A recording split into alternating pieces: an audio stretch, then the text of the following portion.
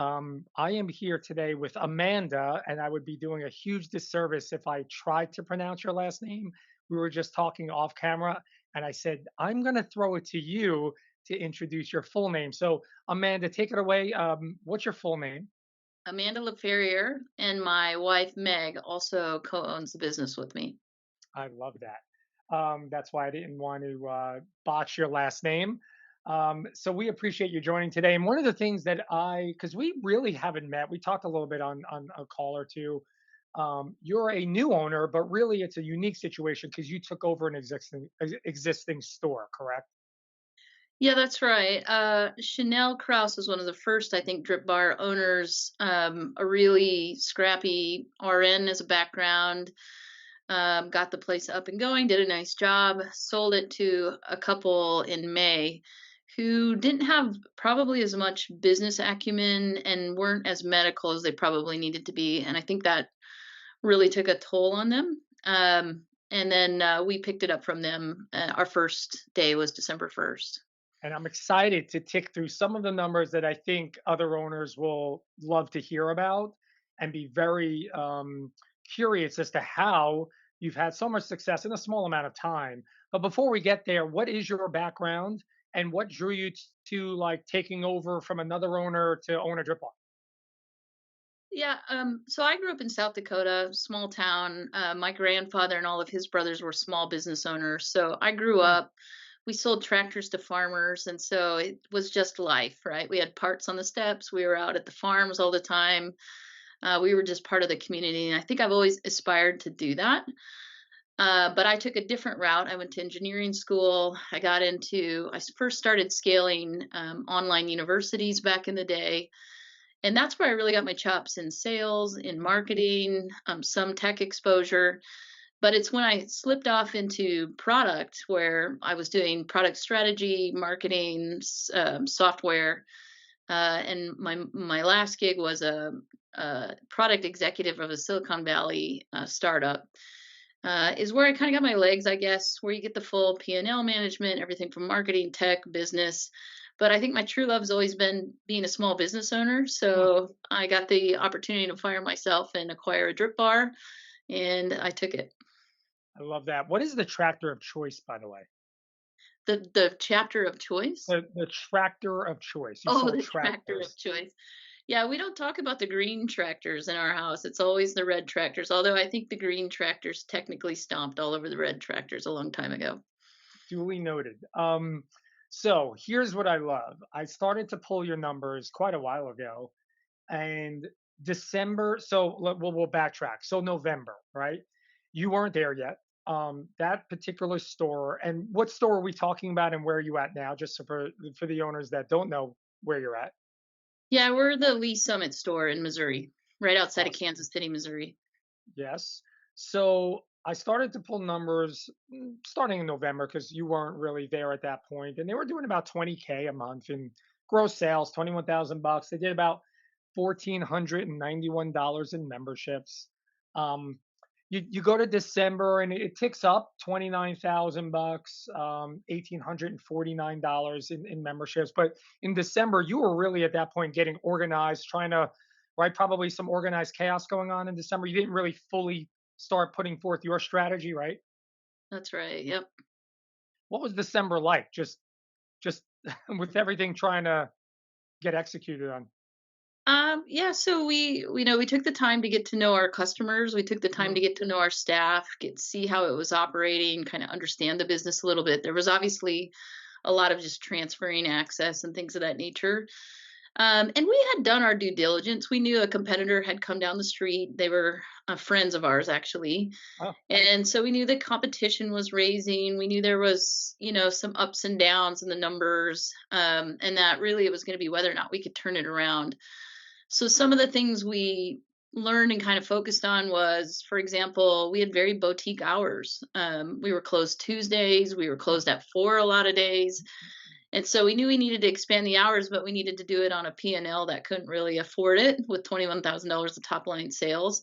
So we had to come in and kind of learn the staff, who we could trust, who we could kind of utilize, where Meg and I needed to step in, how we were going to operate it, how we were going to expand the hours, how we were going to expand the marketing, because marketing had been up and down for the company, and how we were really going to get everybody into our sort of leadership style and way of thinking. So that took, and then I think we were closed 7 out of 31 days in December between holidays and our boutique hours. So it was painful one day when we were filming on site, and we turned away like 5 drips. Wow. And so it was like, gosh, this is a Tuesday. I don't know why we're closed. So those were some of the things we were kind of taking inventory of, gathering our stuff, getting organized, learning the business, getting ready to kind of launch, expand hours, expand marketing, and things of that nature. Well, this brings me into a great segue into last month. So 21,000, 29,000. Last month you did almost $53,000 in sales. So that's $53,000 coming off of an average of 20 some odd thousand month over month over month last year. That is unbelievable. You also doubled the membership revenue. This is all happening really within 30 days. Let's be honest, December was you weren't quite ready to put forth the strategy you're talking about, and we'll get into some of that as well. So really, I want to just know, and so does everyone else, what is your leadership style, and how did you put forth that strategy? What were your biggest nuggets that you wanted to really drive home for you and your staff to start executing on driving memberships, driving revenue, and all those other things? Gosh, there were so many things. I guess my style is to be very collaborative, and to try to empower where I can, but to hold good boundaries. So, first boundaries we set were we were going to have a positive shop that put the customer first, period, end of story, no dynamics. And the team really respected that. And I've kind of worked on finding out where my team is good. My team right now is they're darling. The customers love them. They love the customers. They know them, and that is such a critical piece for us to step in, because they frankly tell our customers all the time how much they love us. So that wins us a lot of credibility. And frankly, we've just learned where we can trust them and where the mentoring areas are for them to kind of grow. On the mentoring areas, I'm always kind of dropping little things to them each week. Go like, oh, hey, by the way, I've been reconciling leads from Club Ready to, Mm. Genie Rocket. Maybe you could do that now. There's these kind of time consuming things that I make sure that my funnel's not leaky, but that I can start giving to my team because I trust them and they're picking these things up as they go. But I didn't dump them all day one. The second is Meg and I believe really firmly in getting to know the business. So we purposely work Fridays. And as many of us know, a slow drip day might be 3 drips a day. A big one might be 15. We had over 30 appointments this last Wow, Friday. So that's one, I think customers like to see the owners in the shop. I think it's a good role model even for our staff when we're there. It's there's a lot to be said about being there. But for two, if somebody tells you something like, I don't know why my front desk person isn't making calls, I have a lot more empathy as I sit there and work the front desk. When I see how distracting it is and how hard it is to ring people up correctly and give the right customer service and stuff. So I think really empathizing and getting to know the business before we hop and say things to the team has won us a lot of credibility too. But on the sales side of it, you'll never get out of your rut if you don't grow your top line revenue. COGS are a thing, and they're a thing that I hope that the franchisees and the corporate franchise find ways to get more clever on, because there's a lot of cogs in this business, which surprised me a little bit, to be honest. But the reality is if I stayed at a $22,000 a month business, I was never going to make any money. So I needed to have the money up. So areas that I looked at were, we actually lowered our price. That's not right for everybody, but we went to tier one. We followed Lisa Young's advice in St. Louis, who's a great franchisee, who said, get them in the door yep. and win their business. And we've done that. Even though we were at a tier four, which was 224 a drip, the two previous owners had done a ton of BOGOs. And so really, I mean, now you're getting down to $112 drips. The margin's Mm. not really there. That's a tough business to make good of. In December, we actually did $15,000 in free services with that $29,000 top line. So he said, well, somehow we've got to get out of this rut. And that's an area we're still kind of working through to figure out the right level of promotions without kind of chopping it down and going nuts selling BOGOs and, losing all Well, your that's margin. what I want to get into because you, first of all, to go along with that, when I told the reporter first visits, right? So we look at how many leads you're getting, but what is that conversion into getting them in the door? So in December, 80 first time visits, but in January, 130. Yeah. So I mean, it really is incredible if you're thinking about just the analytics of all of those numbers we're discussing. It's not just about the 52K. It's about like your 50 additional visits in 30 days is incredible. So from a marketing standpoint, then, because we talked about empowering your team, giving them the right tools and resources, right? Taking some of that load off your plate. So marketing spend. How do you go about strategizing now about your marketing plan? What are you typically spending toward Google and Facebook? That always fascinates me. Quite honestly, I feel like right now when we did the research, I don't know if we're quite spending enough. Easy for me to say, right? But I do think there's something to be said with making sure you're understanding what's coming from digital, so you can go out and get everything else from grassroots and partnerships. So, what do you typically spend now with digital, and how does that work? Yeah, so that's definitely an area that I focused on a lot, and let's hope my focus that I'm actually been spending this week on for Q2 will pan out. So you'll have to talk to me after Q2. But the first thing that we did was we implemented Genie Rocket. One of the things I was really grateful for in working with Alex was all the automations and different things that were built in. That's not going to win you the business, but it's a great thing to have that top of mind awareness and moving. So I think that alone helped us, really make sure that even if we weren't calling, we were still reaching out and finding ways to kind of interact with folks and having one system of record that's frankly just really easy to use. So we did that. The second is we put together a plan. Now we had only intended to, or our baseline that we had hoped to hit was $35,000 in sales. I think Lou talked us out of that, saying that was maybe even a little bit high. We had secretly aspired to hit 40, so hitting 52.5 was a big shot for us.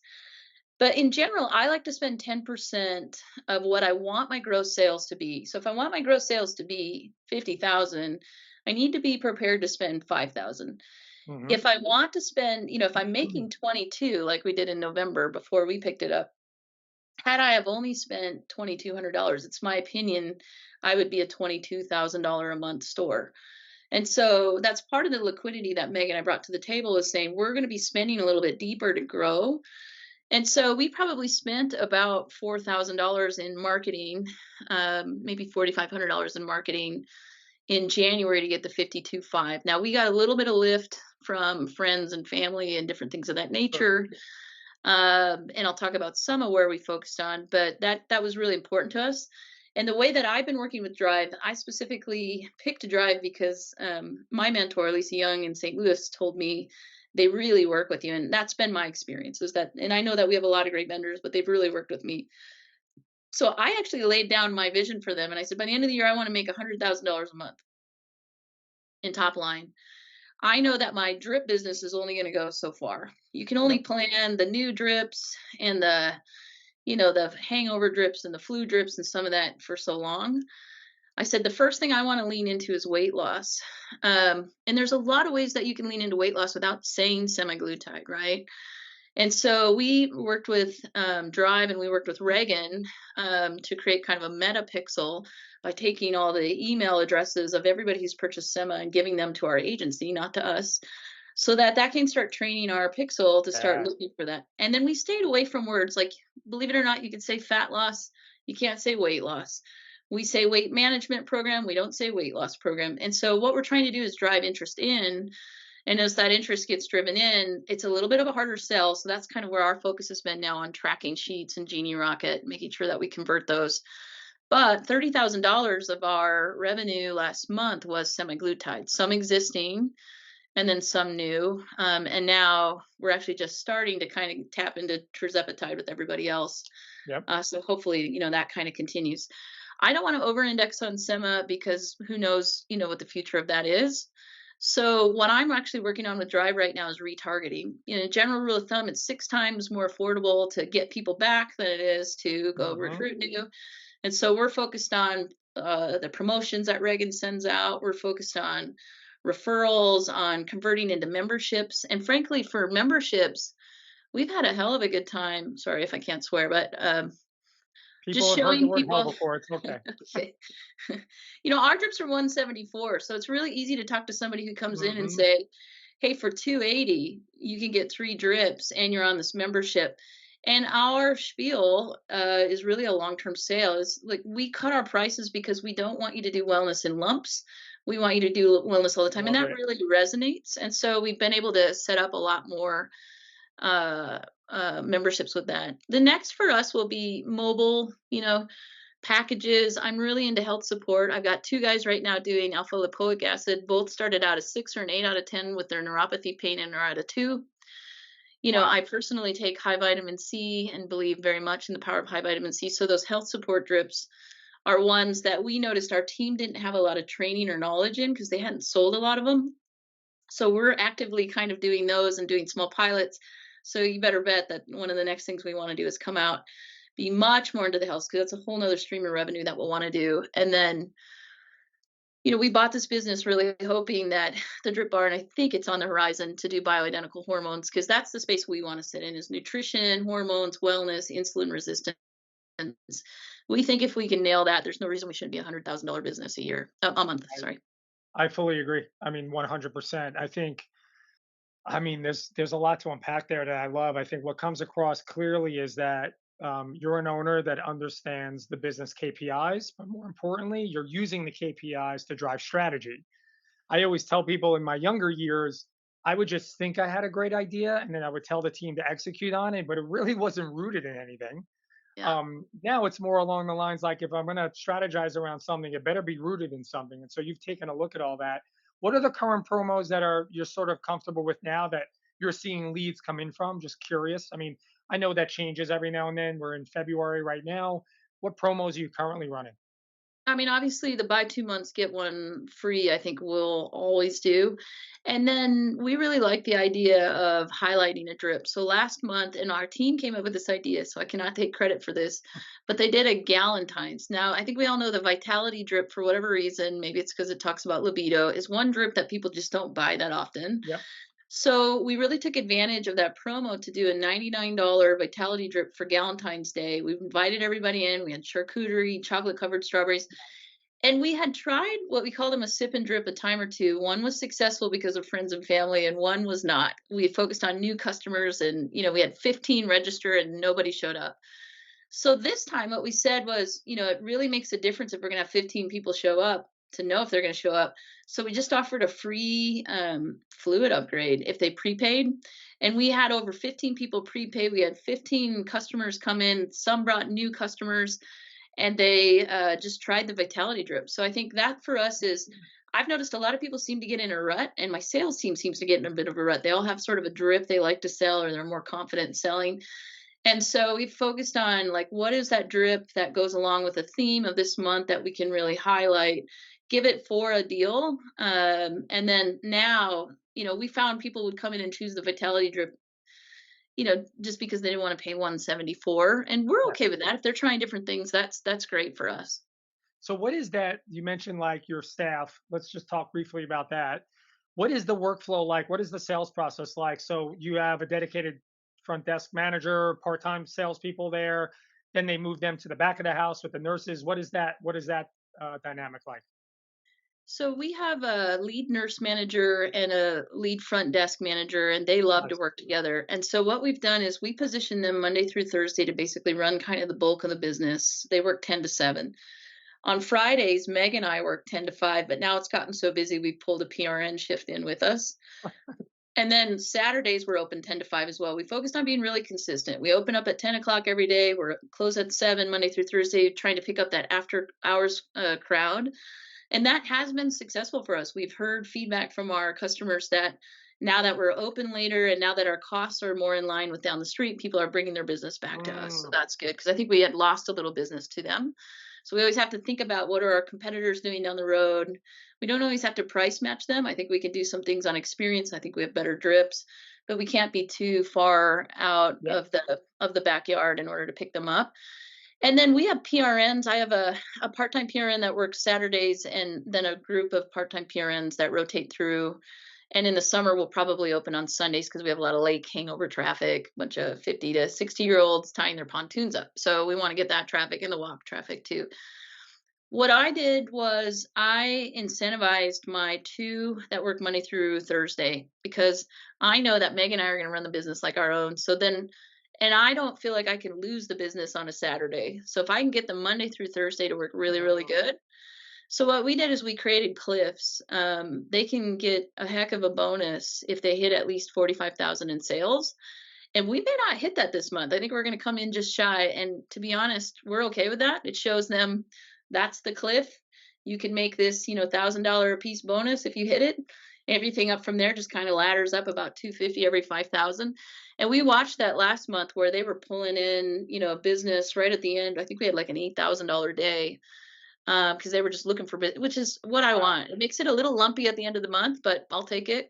Absolutely. I can't stress that enough. It's such a good strategy. First of all, I mean, incentivizing huge opportunity with owners and their staffs, because sometimes we get caught in just like paying someone at the front desk. It's an hourly wage, and like what are they incentivized about, right? Like, yeah, they might do a good job and the bare basics, but you need them to drive the front of the house. Like, driving the front of the house is much different than just the body. Sometimes we hire just to hire, right? Yeah. um i That's the way i we point looked out. at it for sure. Yeah. Oh And so yeah. when they would ask us for more money, I said, "This is how much money I'll pay you base. You want to make more than that? I can help you make a lot more money, but it's going to come as my business does really well." And so far they've responded to that. The other thing that we did is we had to create a culture of upselling. So once we cut the cost of our base drips, we really shoot for 1 to 2 add-ons. So a fluid add-on or like a glutathione, glutamine to every single drip, and that has taken off because people see, those are the high margin sales when you add a quick shot in or a fluid, and get away from just kind of the base drip. Interesting. I love that. What is the like at the end of the day, how do you know how your staff is performing? Do they report to you? Do they give you an end of day report? Do you check the numbers on your own? What is that relationship like, so you know if you're not in the store that day, they're executing on everything they need to execute on? So this is where I think you got two ways you can run your business. You can either be owner operated and then you're in the business and you're seeing it, or else you got to create repeatable, scalable processes. If you Yep. want to have a couple or you want to be hands off. So one thing for me, with like semaglutide, for example, we have a tracking sheet that we go through, and it's an expectation that it's updated every day, and there's notes in it. We know what's going on, and we can all look at that sheet and know exactly where we're going, because that one takes a little bit of juggling between labs and somebody coming in for a consult when they start. And then we have meetings where we discuss, are we closing these hard enough? Are we letting, like, for Yeah. example, we started saying things like, "Oh, it's no big deal. You can give us your labs. We can take your labs." And then the next thing you know, labs were a reason where people were walking out the door. And it was, not that much money for them to just take it with us. And we were closing more of those. So it's fine if, if people have recent labs and they want to provide those to our physician, but we don't have to offer it, is basically kind of where. So we looked for those areas where we were kind of a leaky funnel. But second, I should be able to see everything checked out. I should be able to see no extra credits in Club Ready, people charged, the books match. It's pretty easy to see the point of sale and Genie Rocket, making sure that everything's followed up, how those things are going, making sure there's progress on the tracking. Like it or not, a lot of our traffic is walk-in. I would love to change that. It is slowly changing. And frankly, to be honest, Corey, I'm still learning the business. So I'm always asking Corey, if I had this many new people, or not Corey, Alex, if I had this many new people, how many of them should I be expecting to convert over to memberships? Because then I know how to kind of hold my team accountable for that. And so I'm Again, just kind going of looking at back that. to driving that data to put forth strategy. I mean, that's to me. I think we've gotten a lot better. A lot of the owners I talk to, that I think they're a lot more aware of the KPIs. There's some that are just off the charts. They're smarter than most of the people I know, so that's fantastic. But I think, because my last couple of questions to you really revolves on, so then for the underperformers or people that feel like they're underperforming, what are one or two big action items that they could start doing now to really start turning their business around? I mean, there are a lot of things you mentioned. What would be the two priorities, at least two, that you would be, aware of and really want to execute on now? So, without tapping into too much, I think that it feels like some of the franchisees that have asked for some coffee with me or mentoring, which is awesome, and I love that, haven't known the boundaries or sometimes haven't even decided to do something like market their semaglutide program, right? We Yep. all know you can't say semaglutide. We all know there's certain things you can't do, but you can't be hands off about a large revenue flow. Like you've got to embrace it. I think some of the drip bars that are doing better than others have 50% of the revenue or coming Yep. from that or maybe aesthetics or other things. I mean, you don't want to have to just build the drip bar. I think that it's an awesome business, but I think it builds a little slower. So I think that's one of them. Two, how are you engaging with your leads, and do you have enough digital marketing spend? So you can't just even get them and get them in. Are you reaching out? Do they know about promos? Are you interacting with them? Are you calling them? Making sure that you've got some repeatable process, whether that's your front desk or someone else. Otherwise, you're just paying for all this marketing that's coming in and you're not converting it. So for me, I think it's, how do I grow my top line revenue? I look for big packages, big kind of opportunities, and then I focus. Yes. Recently I've spun myself out a little bit. I agreed to sign up for like a bridal trade show this weekend that I'm just not prepared for while I've been trying to plan for Q2. You just got to focus and do that one thing really well. And I've seen that most of my career, in software, et cetera. People do some things, halfway, but you got to do it all the way through. You got to know that it's a repeatable process. You got to work it all the way through. You got to make sure that it's working. You got to pay attention to the numbers. Because if you just kind of dabble a little bit in everything, which is easy to do in a small business, you're probably going to do everything pretty mediocre and kind of miss those big package revenue, big package repeatable revenue.